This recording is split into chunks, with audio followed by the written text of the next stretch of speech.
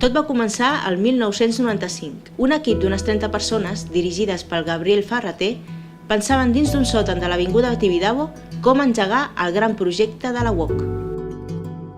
Internet estava sortint de la caixa. Hi havia qui deia que seria una moda passatgera. Ferrater estava segur de que Internet canviaria el món. Nosaltres estem fent una universitat sense distàncies, deia satisfet. Durant els 2 primers semestres només hi havia 200 matriculats que van entrar per nota de tall. El següent curs, al setembre del 96, es va fer tota la web interactiva. Es van començar a fer tests d'usuaris i tots estaven d'acord en una cosa. Volien una interfície més senzilla i fàcil de fer servir.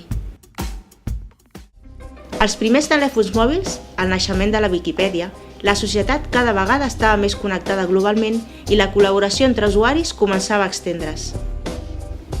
La interfície de l'aula es feia més còmoda, amb més funcionalitats i opcions per als usuaris. L'ús extès de dispositius mòbils, tauletes i smartphones fan que cada vegada més es consumeixin més recursos multimèdia. La UOC amplia els seus materials multiformats per a que els estudiants puguin mirar-los allà on siguin i en el moment que vulguin.